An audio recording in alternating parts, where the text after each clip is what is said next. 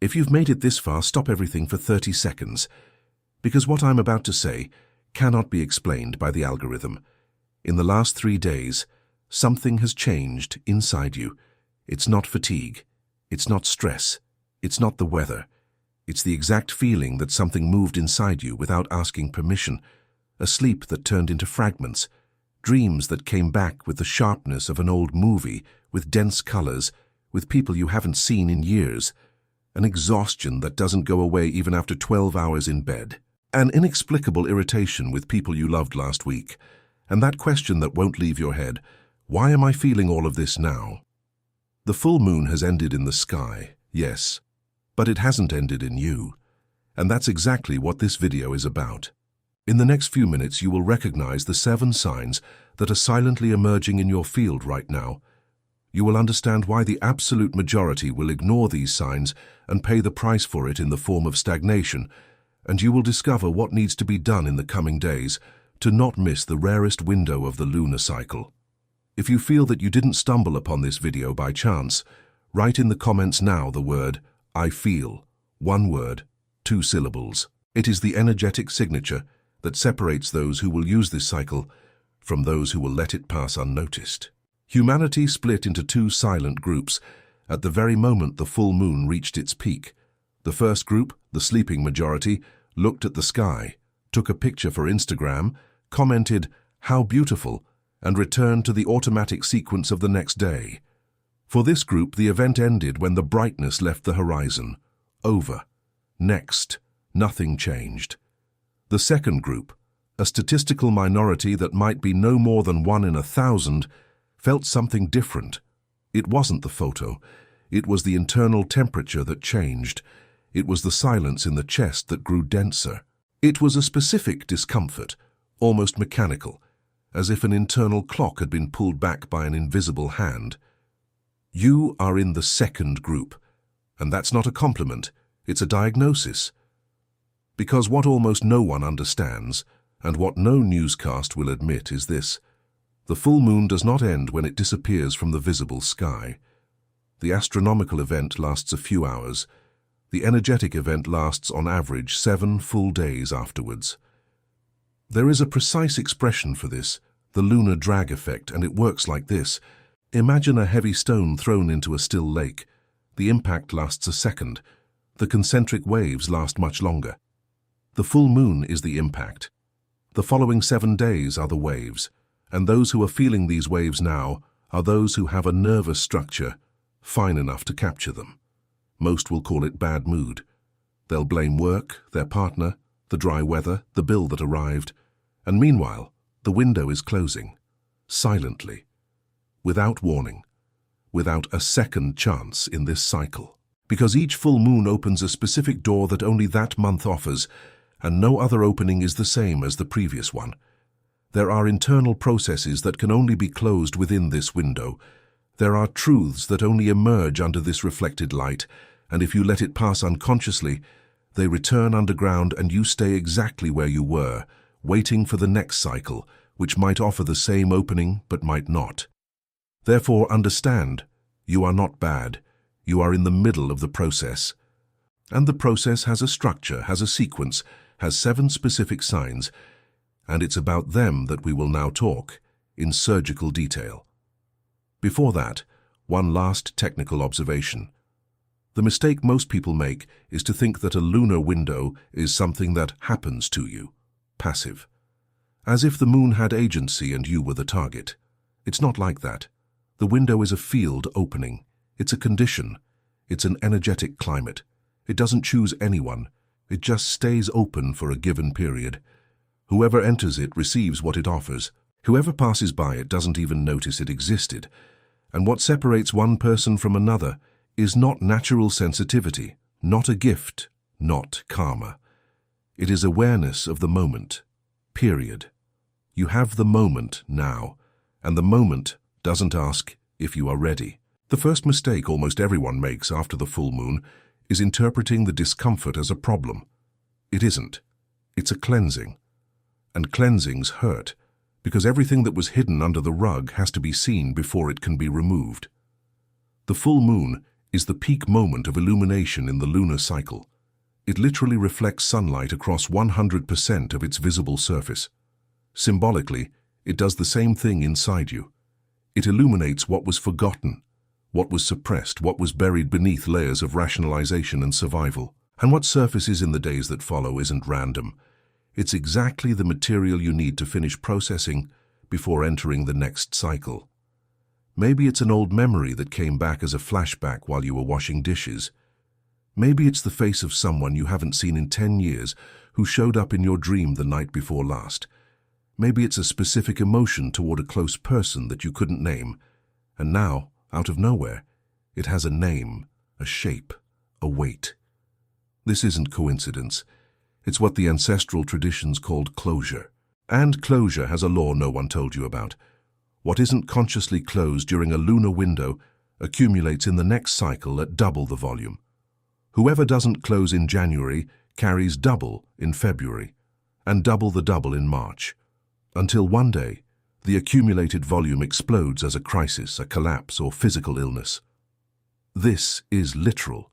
Energy medicine has mapped this pattern in thousands of cases, and the only way to stop this accumulation is to give conscious closure to what is emerging now.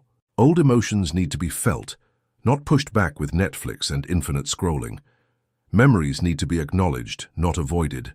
Situations need to be named, not normalized. A portal is not an astronomical event. It's the turning point where the cost of staying stuck in your current life becomes greater than the terror of taking the next step. You take the step. And then the ground appears. Never before. And that's exactly why the vast majority miss these windows. Because they wait for the universe to do the work.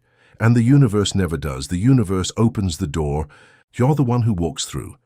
That's why I created Magia M28 Exercicios as 28 Chaves do Despertar for you.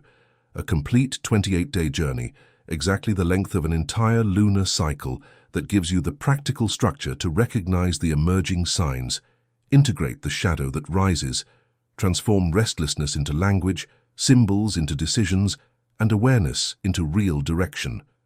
Each key is an exercise applied to the day that corresponds to a specific phase of the moon, from absolute darkness to the peak of light and back to darkness. You won't get mystical theory. You'll get the exact 28 movements that separate those who observe the sky from those who operate within it. The direct link is in the first pinned comment of this video. If what you felt over the last 3 days made sense, comment the word key now. That's your signature of commitment to the next cycle. Don't let it pass. The window is closing as you read these lines. The first sign is the most misunderstood of all: unexpected emotional shifts. And here's the trap. When you start feeling emotions with no apparent trigger, your rational mind panics. It wants cause and effect. It wants linear explanation, and when it doesn't find one, it invents one. You're sad. Must be because you didn't sleep well. You're irritable. Must be the traffic. You're euphoric out of nowhere. Must be the coffee. Wrong. Wrong. Wrong. What's happening is different. In the days following the full moon, your sensitivity increases on a scale no popular metric can measure. You start picking up frequencies that were always there but went unnoticed. Other people's pain cuts through you without physical contact. The energy of a room shifts your body 2 seconds after you walk in. Dreams gain cinematic sharpness, color, narrative coherence, characters who return night after night. And above all, a silent, persistent pull appears, away from external noise. You don't want to talk. You don't want loud music. You don't want excessive visual stimulus. It's not depression, it's tactical withdrawal. It's your system asking for silence so the inner voice can finally be heard without anything drowning it out. And here's the hard truth. If you answer that call, your intuition comes back sharp as a blade within a few days. If you ignore it, if you keep piling on sound, screens, and schedules, the inner voice gives up, sinks one layer deeper, and you'll spend the next 4 weeks feeling disconnected without understanding why. Most people will ignore it. They'll schedule a happy hour. They'll put a podcast on top of their shower. They'll fall asleep with Netflix on. And then they'll complain that they feel nothing, that life tastes bland, that they've lost touch with themselves. The minority will do the opposite. They'll unplug. They'll sit in silence, they'll write down their dreams the moment they wake. They'll pay attention to their emotions without rushing to fix them, and they'll realize by the end of 7 days that the internal compass has started pointing in directions it hasn't pointed in months, maybe years. The second sign is the most fascinating and the most overlooked at the same time. Synchronicities and hidden messages. In the days following an intense full moon, the field around you begins to literally reorganize itself, and that reorganization manifests in details that the rational mind has learned to dismiss as trivial coincidence. You think of someone you haven't seen in years, and that person calls you that very night. You get in the car, and the radio plays exactly the song that sums up what you're feeling in silence. You open a book to a random page, and the sentence seems written for you at that precise moment. Repeated numbers start jumping out at you on signs, clocks, receipts. You look at your phone at 11:11, 3 days in a row, without ever having prompted it. Unexpected encounters happen in unlikely places. A face from the past appears on some random street corner. A specific symbol, a butterfly, a number, a word, starts appearing everywhere you look. Official science will call this confirmation bias. That is, you're paying more attention, so you notice more coincidences. Maybe, or maybe the opposite is true. Maybe you're finally seeing a pattern that was always there and now, with heightened sensitivity, has become visible. The truth is, it doesn't matter which explanation you prefer. What matters is the behavior these messages demand from you. Synchronicities aren't cute little notes from the universe. They are coordinates. Each one points to something that needs your immediate attention, and ignoring these coordinates is like receiving a precise map and continuing to walk in the dark by choice. That's why I prepared Magia M28 Exercicios as 28 Chaves do Despertar. Each of the 28 keys teaches you to decipher exactly this kind of sign, turning coincidence into practical direction. The link is in the first pinned comment. It's not for tomorrow, it's for now, while the window is still open. The third sign arrives as a shake-up in relationships, and this is where many people get scared and misinterpret it. After an intense full moon, the people around you start reorganizing themselves around you without anyone having agreed on anything. Some draw closer without you understanding why. Others drift away without explanation. Conversations become uncomfortable with people who used to be easy, and conversations with strangers become surprisingly fluid, almost ancient. This happens because the full moon exposes the real vibrational alignment of every relationship in your life. What was there out of habit, fear, or obligation starts to squeak. What was there out of genuine resonance deepens. You are not losing people, you are being refined, and resisting this refinement is like trying to hold on to wet sand by squeezing it. The harder you grip, the more it slips through. The fourth sign is new ideas, mental downloads that appear out of nowhere, usually in the shower, on a walk, or in the first minutes after waking up before you grab your phone. Insights about projects you had tucked away in the back of an internal drawer. Solutions to problems that had been stuck for months. Names of people you need to reach out to. Books you need to read. Moves you need to make in your work, your home, your body. Write it all down. Without filtering, without judging, without, this is nonsense. The part that judges is precisely the part that has grown too small for your new version. The fifth sign is a strange feeling of rebirth. It's not euphoria. It's a new calm, a different ground, a silent lightness that appears for seconds and then disappears. As if you were slowly shedding your skin layer by layer. It's uncomfortable and liberating at the same time. Record these moments. They are the chemical proof that the process is advancing under the radar. The sixth sign is an almost uncontrollable urge to change habits. Diet, sleep, content consumption, morning routine, the environments you frequent. You start looking at practices that sustained your old life and rejecting them viscerally. This is not being finicky. It's the body asking for alignment. Give in small doses, one change per week, and your body will thank you in a cascade over the next few months. The seventh sign is the most delicate and the most important of all, a deep reconnection with purpose. You start asking yourself things you had stopped asking. What am I doing with my time? What am I building? What am I delivering to the world? What is left of me if I take away the titles and the positions? These questions are not meant to be answered quickly. They are meant to be held. Whoever holds these questions for 7 days without rushing to answer them receives answers that reorganize entire years of trajectory. If you made it this far and recognized at least 3 of these 7 signs in yourself over the last few days, comment now the word awake. This is your signature of recognition. It's not for the algorithm, it's for yourself. To mark the exact moment when you realized you weren't going crazy. You were waking up. Recognizing the signs is only half the work. The other half is what you do with them in the next 7 days. And here most fail due to excess of action. You just understood that something big is moving inside you. The natural impulse is to fill it with activity. Buy crystals, download 5 meditation apps, schedule emergency therapy. Tell everyone, wrong. What this phase asks for is not addition, but subtraction. Less noise, less external opinion, less content consumption, including spiritual content. The first practice is silent reflection.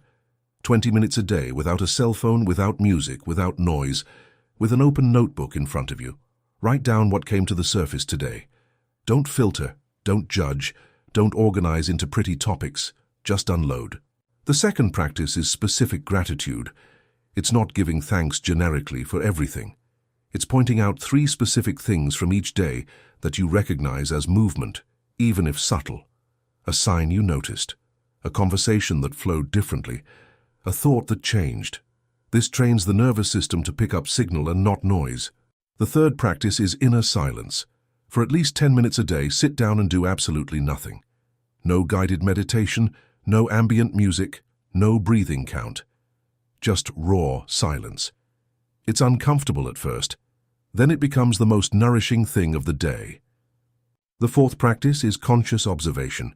Pay attention to coincidences, dreams, spontaneous conversations. Write them down. A notebook is enough. It doesn't need to be pretty.